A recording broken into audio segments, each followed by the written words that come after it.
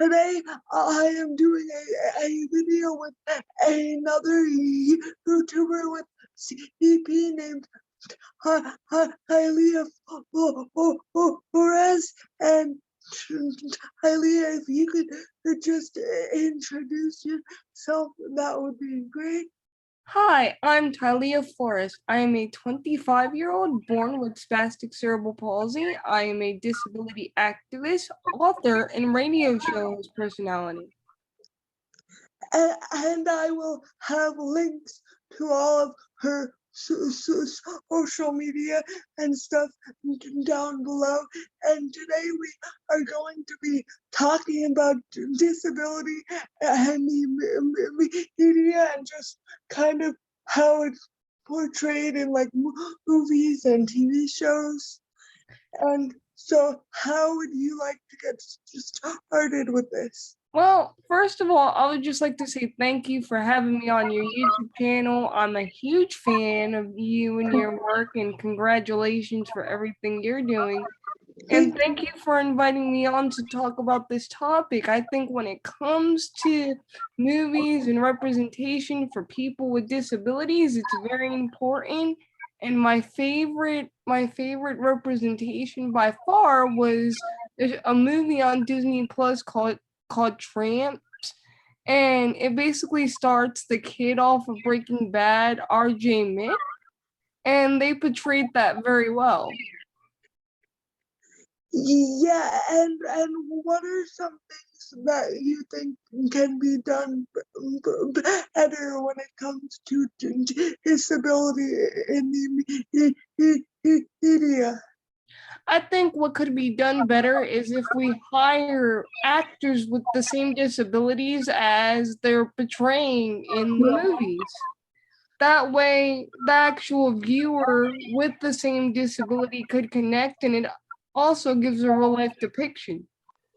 Yes, because I find that a lot of shows depicting characters that are supposed to be disabled, they use non-disabled actors, so we don't always get like good representation, and we don't get to see like people that look like us. Yeah, and I think that's the main problem. And one of the examples that I want to share is the movie Come As You Are. Great movie. It had like all the depictions of a disability, but I was disappointed to find out that none of the actors in the movie were disabled. And it kind of made me give the movie the side eye a bit, because it's like, Yeah. you guys did such a great job with the script, but yet you didn't give a disabled actor the opportunity to play all these wonderful characters. Yeah, and also sometimes I find that in the media people like to rely on just stereotypes about disabled people rather than like actually developing the character and letting them be well rounded. Instead, they're just disabled, and that is it. I feel like that's a major problem too, is that when you have people in Hollywood writing a movie, they do their research, but they only focus on the stereotypes of disability, and they don't follow suit with the umbrella of a disability. Like, every disability has a spectrum, in my opinion. Like, you have cerebral palsy, I have cerebral palsy, but that doesn't mean we're the same because we have the same condition. Yeah. It's pretty much like you get Apple Jacks with the prize inside, and they assume it's going to be the same thing, and it's not. Yeah. And also, like, I think the representation of disability is usually like they always pick like white men in wheelchairs, and they don't really stray from that. Like, they don't show anybody else. I I agree with that completely. Like, for those of you who don't know, cerebral palsy comes in many different forms. Some people can walk with it, some people can't. And in movies, I noticed that a lot of the times they say, oh, conditions like cerebral palsy, everybody uses a wheelchair, so they pick these characters that are in wheelchairs, but they don't portray the rest of the condition. Yeah. And it's like, no, this is not what cerebral palsy is. This isn't right. If you want a good example of representation with cerebral palsy, watch the Netflix series Special, and the new season just came out, and it is phenomenal. Yeah, I've heard a lot about that show. What do you like about that show? What do I like about that show is that it gives a young adult's perspective on CP and what a young adult goes through versus what a child goes through, and it dives deep into the topics that people are afraid to talk about, like living on your own, having a sexuality, exploring your sexuality, going to college with the disability, going into the workplace with the disability. And one of the things that Special caught on this season is like ableism in the dating world when it comes to having a disability and in society, because it does happen. Not to give away any spoilers, but check it out. Yeah, because like I feel like a lot of characters that are disabled, like they're depicted as children, and they never have sex. They never do bad things. They're just like perfect little angels, and I'm like, that's not realistic. Yeah, that's not real life. Like, we do grow up and we do go through puberty and we do explore those emotions. So Yeah. And I watched one of your videos about being an adult with CP and how we kind of get erased by people because people kind of think that you who only have CP when you're a kid, and then it's just over. But it's like, that's not true. that's far from the truth. It continues on and it's going to continue on for the rest of our life. So I think if we speak out as advocates and we have more shows and we use the creativity and the media that we have, like YouTube, like look at YouTube connected us, Instagram connected us, Facebook connected us, and our common interest for this topic connected us. So I think the more and more advocates like me and Erica speak out, I think Hollywood's gonna start listening. Yeah, and do you think that social media has changed disability advocacy and just the way that people see disability? Yeah, in a lot of ways, yes, because now we have the resources we need and now we have the support versus in the 90s and early 2000s when social media was just groundbreaking. We didn't have those support groups yet. We didn't have these groups that will bring us together. So in a way, I think it's helped us share our stories more in the way that we want to share them versus the way that doctors want us to tell them.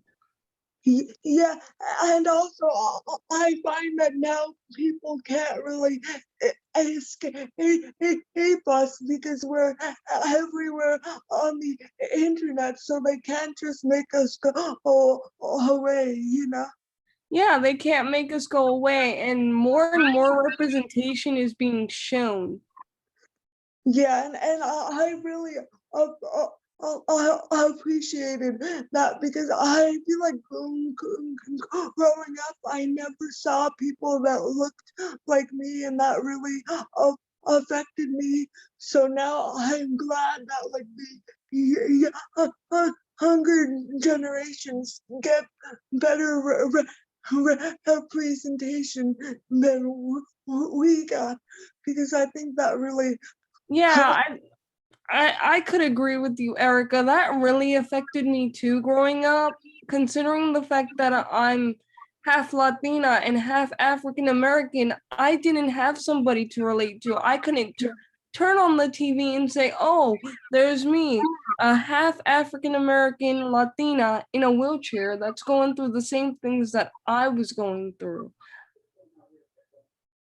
Yeah, and how do you think that can change, that people can see people that look like them? I think the more and more Hollywood decides to hire disabled writers and disabled authors and literature, because it all starts from literature too, and that's why I decided to go into the literature field, because I wanted to change that misconception too. So yeah, the more and more we set focus to get hired by big people in Hollywood, then the better, you know. Yeah. Yeah, and seeing Rip Camp get nominated for an Oscar, I think that really changed a lot of things. I agree, but I'm so upset that we lost to an octopus. Yeah, an octopus. Like, I was like, who even watched them? Never, and now I'm like, I'm not gonna watch it. Like, yeah, because you took away our Oscar, but the one thing I would say is that Crip Camp made the Oscars accessible, and it should have always been accessible. Yeah, yes. Yeah, and I love that movie. That movie is awesome because it's a documentary. Yeah. It's not scripted, it's real. Yeah, and also I feel like not a lot of people know about the disability rights movement, so I feel like it made people more aware. Yeah, it made people more aware, and it made people understand why the disability rights movement is so important and why we're still fighting for those rights almost 31 years later this year. Yeah, I'm wearing my ADA shirt today. Oh my god, I so have to get an ADA shirt. It was for their like 30th year anniversary, so I was like, I have to get this shirt. Yeah, like that's something to be proud of and celebrate, and I can't wait till Disability Pride Month this July. Like It's in July. I can't wait for it. I might as well just start celebrating in June, like, to be honest. Yeah, I mean, you can really celebrate year round. Every month can be Disability Pride Month. Yeah, I'm proud to be disabled. I'm proud to be a part of this community, and I'm proud to be on your YouTube channel discussing this wonderful topic, you know. Yeah, and do you think that sometimes people are shocked when you say you're proud to be disabled, or no? I think people are shocked because they believe the stigma is that people with disabilities, we're sad all the time, we're suffering, but in all reality, we're just living. And we don't want to, I mean, me personally, I don't want to cure, I just want more awareness. Yes, and like more rights, and also for people to not prejudge us based on how we look or how we talk. Yeah, exactly. Like, we're cool people, folks. Yeah, and did you go to growing up or no? Yes, I went to camp. I went to the YMCA, and it was fun to hang out with people that were just like me. Yeah. But at the same time, I got to hang out with regular able-bodied kids, and it was fun. You know? Yeah, I feel like growing up, you always need to like find other people like you, but then you also need to be exposed to people that are not like you, so that you could like see all different people and all of their different experiences, you know? Yeah, I agree. You need to be around all different people. And one of the misconceptions about people with disabilities is that they need to be put together in a bubble. And it's like, no. Yeah. So I think if we have more movies that incorporate socialization between a disabled person and an able-bodied person, that stigma will end too. And it opens up conversation like Crip Camp, open up a conversation for me and my grandma because she's a special education teacher, and she told me she remembers going to high school in the 60s and seeing kids with disabilities be pushed to the side in school. And then she went home and asked my great grandmother, who's 95 now and still alive to this day, and she confirmed this. She went home and she asked my great grandma, but like, why can't those kids go out with us and learn with us? And my great grandma goes, oh, because they're handicapped. Yeah. Yeah, and I feel like a lot of times, like especially in the olden days, they looked at like disability as something you could catch from people, and like it's not like I'm not gonna give people my CP. Yeah, like I had a guy ask me one time, he's like, is your condition contagious? I'm like, no. I'd be like, yeah, so stay away from me if you're So gonna you talk. want to know what I did, Erica? I got a shirt at the fair that says, yes, I have CP, but it's not contagious. They had a shirt like No, I got it made. that. Because it's like I feel like people don't understand disability, and that's part of the problem. Like I feel like most people are not trying to be mean, but then they end up being mean by saying things to us that are just Bizarre. And yeah, I think if we have more movies and more television shows that feature actors and people with disabilities, it'll open up the conversation. who's your favorite actor with a disability? I would have to say RJ Mitt from Breaking Bad. He's Yeah. just so cute and adorable, and his eyes are just scrumptious. And my other favorite actor is the guy from Speechless, Mitchell Fowler. He's just like this cute little kid. Like he reminds me of me when I was a kid. Yeah. And I think with Speechless, you got the perspective from a kid versus Special, you got the perspective from an adult. But if I had to choose between which show to binge watch for the rest of my life, it would be Special.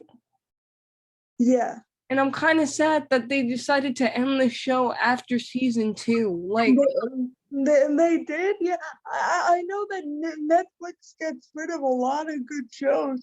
I'm like, why are they getting rid of this? but like, you know that show Atypical lasted 4 seasons. Yeah, yeah, and that didn't even feature like a main character. Like the main character wasn't actually disabled, which really annoyed me. Yeah, it really annoyed me too watching the show and the way the autism was depicted. It was just really not on the spectrum. Another show that annoys me with the way autism is depicted and disability would have to be Sesame Street. Oh yeah, like didn't they like work with autism speaks? Oh yeah, and that's a whole nother thing. I do Yeah, not like Autism Speaks. I will never support yeah, Autism no, me Speaks. neither. Because they make it seem like autism needs to be cured, and it's just terrible, and they define somebody by a puzzle piece. Yeah, and If I you hate that if, puzzle. Yeah, if I you want to break. if you want to support an autism organization, support Autism Matters, but don't support Autism Speaks, And like when I first saw the episode where Julia was debuted in a sense, because a friend sent it to me. She's like, "You're a disability advocate. You're a TV reviewer. You're a writer. Can you review this?" Girl, when I tell you, it took me all to bite my tongue. I was like, "This is the depiction that they're gonna do of autism?" Yeah. I said, did they Sesame Street did not do their research on autism. Yeah. Like, you can't just have one depiction of autism and say it represents all people of autism. Like, autism's an umbrella, just like cerebral palsy. Exactly. And you mentioned that you're a writer. Well, what are your favorite writers that are disabled, and some of your favorite books? Well, I would have to say one of my favorite writers. Have you ever seen Squirmy and Grubs on Yeah. YouTube? Yeah. Shane's book is really good. They thought my girlfriend was my nurse and laughing at my nightmare, and his humor is just funny, and the way he depicts his condition. I think he has muscular dystrophy, Yes. if I'm not mistaken. And then another one of my favorite writers is Judy Heumann. Oh yeah. I read her book. And Allison Wan. Oh yeah. And have you ever read any books that depict disability in a negative way, or in a way that you didn't like?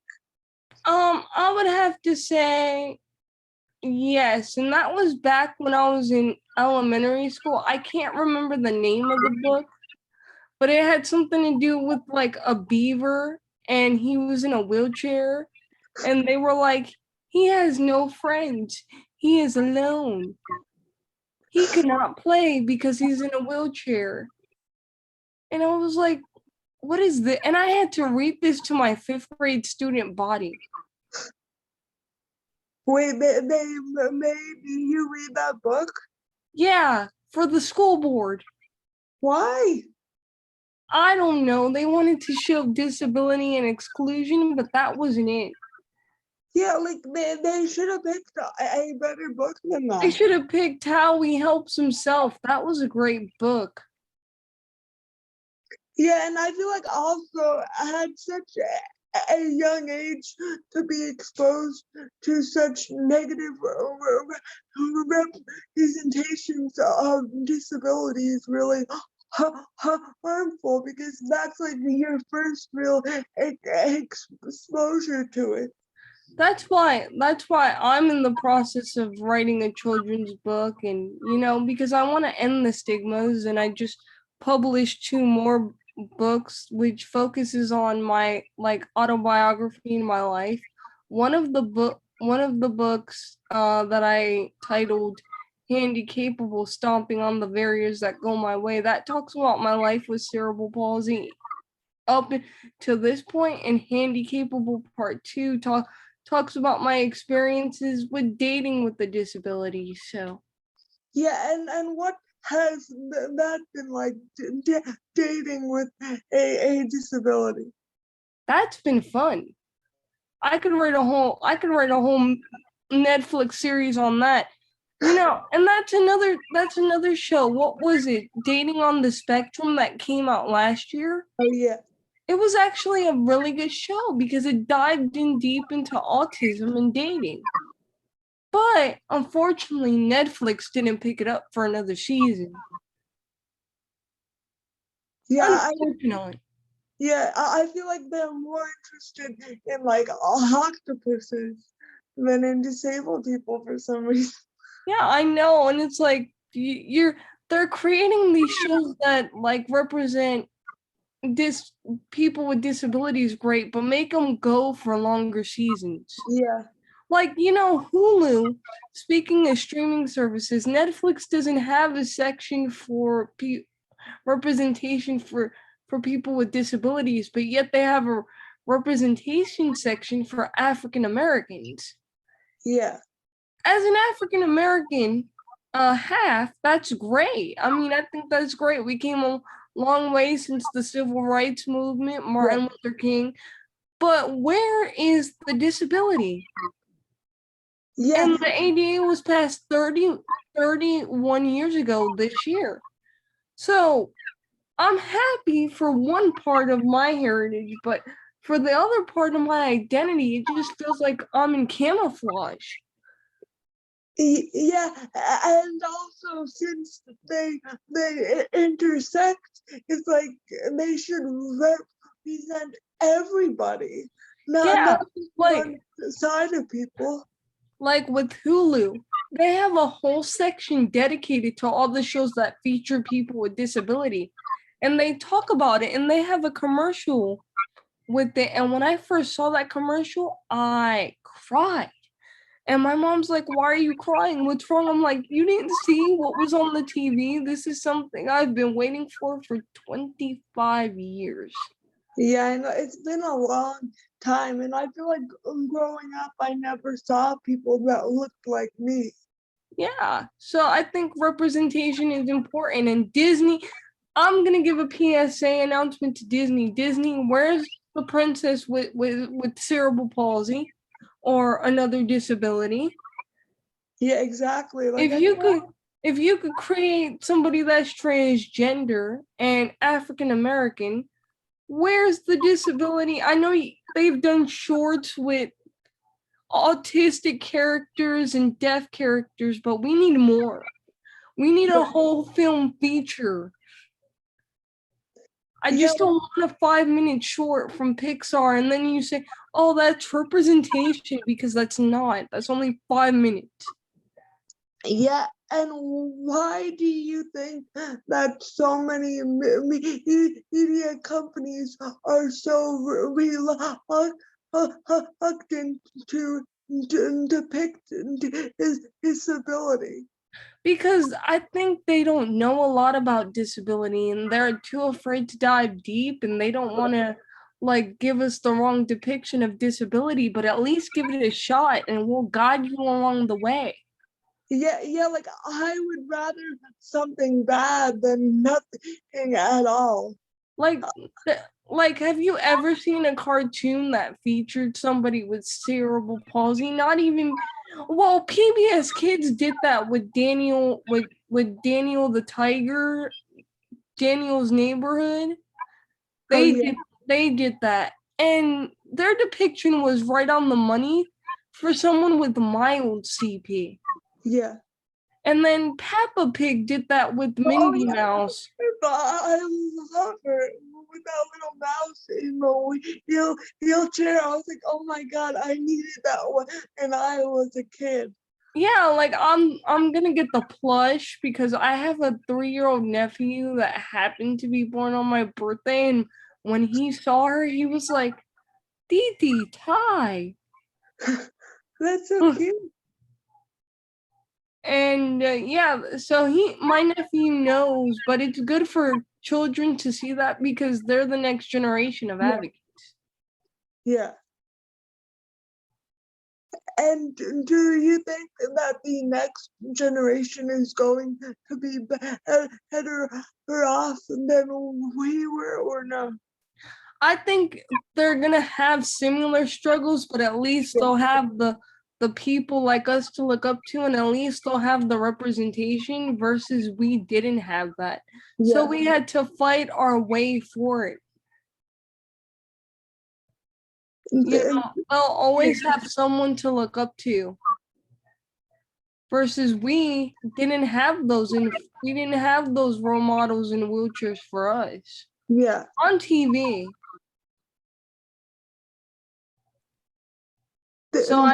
So I think that's where their advantage is going to be. Yeah. Versus us, where we had to fight and we had to figure out things along the way, and we had to learn to embrace our disabilities on our own. Yeah. So that's where I see it, and I think the newer generation's in good hands. Hopefully. I mean, they have the accessible Barbie house, and they have the wheelchair, and they have everything. Versus when we were growing up, we only had one Barbie that was one skin color, and she only connected with a certain race. Now, Yeah. Becky is full of diversity. I saw one with my hair complexion and my skin color, and I cried. And I was like, "Can I be a kid again?" Yeah, and also like that Barbie's wheelchair did not fit in the Barbie dream house, which is like, what the hell? Because Yeah, I know. We had to fight to get the house wasn't even accessible for her. It wasn't even she couldn't ADA even go in compliant. the house. Versus now they have the ramp. Yeah, I was like, so what? They Does even she have live one of my one of my outside? one of my teachers was telling me now they have the accessible van, and now her daughter wants one, and I'm like, I'm so jealous. Yeah, I know, like, because she couldn't go in a car with her wheelchair. Like, if she went in a car, her wheelchair would have to go be behind on the road. Like, it would just have to wheel itself. I know, like I remember having to like get frustrated because I'm like, but where's her wheelchair gonna fit to go to the doctors? Because I used to play with my Becky doll all the time. Yeah. I was like, how's she gonna go to the doctors if I can't fit her wheelchair in? Yeah, and she couldn't even go inside a house, so she must have lived outside or something. Yeah, and then Ken wasn't a Ken. There wasn't a Ken that was in a wheelchair neither, and now they have the Kens. I'm like, oh my god, this is so cute. Yeah, and now they have like all different body types and all different hair textures. And I'm like, well, why did they not do that when we were growing up? Like, it was so stupid.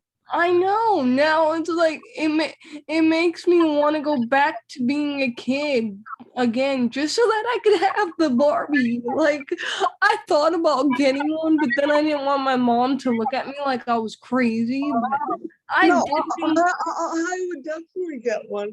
Like, if I'm I thinking saw about it. You're like this means more to me than you would imagine.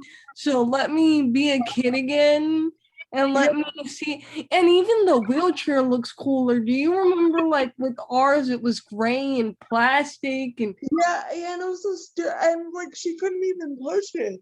yeah, she couldn't even motion. And now they have like the electronic one and I'm like, "Oh my god." Yeah, because it's like she couldn't even push it. So I was like, what's the point of this wheelchair? Like, It so was what? like It was like something you see on display that you couldn't, when you go to the mall and you see the mannequins, that's exactly what our Barbies were like. Yeah. I was like, Not to get, not to get all, and this all falls into representation because yeah, representation does matter yes. in anything.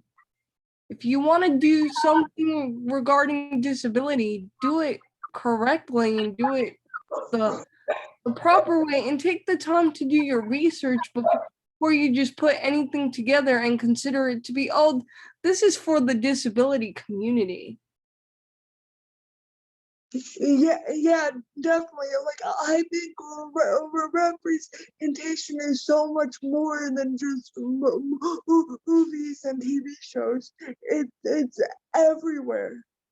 Yeah, it's everywhere you go. But like my thing is when it comes to representation out in society, we still have a long way to go. Like look at the handicap signal. That's like a misrepresentation Yeah, because it makes it look like everybody disabled is in a wheelchair. Yeah, and also it's like pushing, like, and I'm like, not everybody can like do that. Some people are in power chairs. Some Because people have invisible disabilities that yeah, you wouldn't know they're disabled, and people just stare at them for parking in the handicap brutally. Like I have my old pastor friend of mine, he's autistic, and he has a son who's autistic too. And he was parking with his wife at Walmart, and this lady was just looking at him disgusting because he parked in the handicap. And he was like, "My disability is invisible." yeah, and like unless somebody doesn't have a sticker, like you shouldn't say anything to them, because if they have one, they probably got it.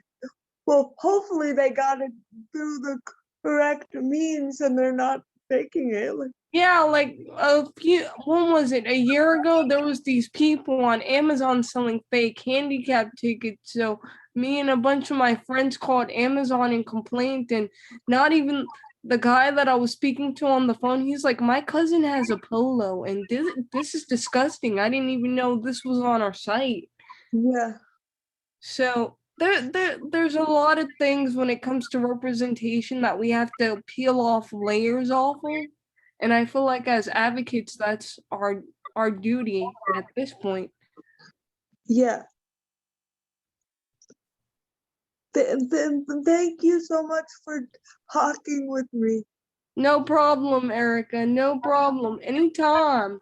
Yeah, even though we had to do this twice, Yeah, because I I, know we had to do this twice, but I don't mind because you're my favorite person.